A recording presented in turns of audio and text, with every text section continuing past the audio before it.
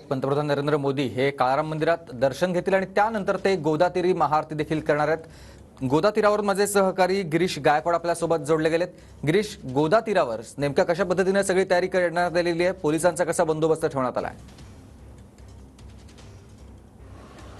नक्कीच पोलिसांचा कडक बंदोबस्त आहे आणि आज संपूर्ण नाशिक जे आहे सुमित ते मोदीमय झालेलं आहे, भगवमय झालेलं आहे आणि पंतप्रधान नरेंद्र मोदी यांच्या येण्याची उत्सुकता जी आहे ती सुद्धा आता शिगेला पोहोचलेली। सगळी दृश्य आपण या ठिकाणी पाहतोय। मी सध्या गोदा तीरावर आहे आणि या ठिकाणी पाहतोय आपण पोलिसांचा मोठा बंदोबस्त आहे, साफसफाई सुरू आहे, रंगरंगोटी या ठिकाणी सुरू असल्याचं सुद्धा पाहायला मिळतंय।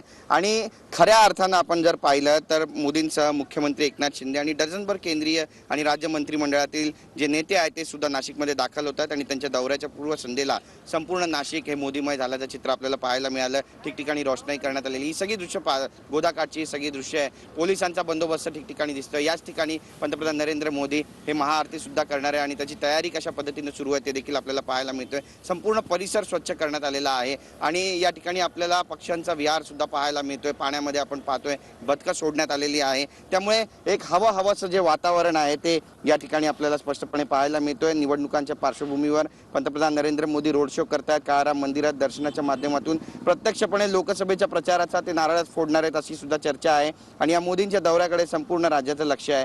सुरक्षेसाठी केंद्रीय तसेच राज्य राखीव दलाचे हजारो जवान नाशिकमध्ये दाखल होत आहेत। युवा महोत्सवाच्या पूर्वसंध्येलाच मोदींचा दौरा, मार्गाची जी नाकाबंदी ती सुद्धा पोलिसांनी केलेली आहे आणि शुक्रवारी म्हणजे आज या 27व्या राष्ट्रीय युवा महोत्सवाचं उद्घाटन पंतप्रधान नरेंद्र मोदींच्या हस्ते होते।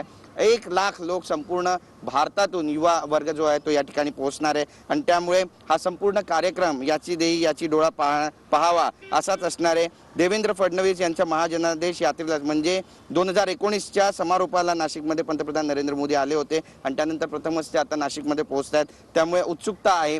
संपूर्ण नाशिक जे आहे ते भगवमय झालंय, भाजपमय झालंय, हिंदूमय झालंय असं म्हटलं तर वावगं ठरणार नाही, कारण पंतप्रधान नरेंद्र मोदी इथे आल्यानंतर सभा सुद्धा घेणार आहेत आणि या सभेमध्ये नेमकं ते नाशिककरांना आणि संपूर्ण महाराष्ट्राला काय उपदेशून बोलणार आहेत हे सुद्धा पाहणं तितकंच महत्त्वाचं ठरणार आहे। पण हा संपूर्ण परिसर बरोबर आहे, संपूर्ण परिसर आहे आपल्याला मोदीमय झालेला पाहायला मिळतोय वातावरणात सध्या। तुम्ही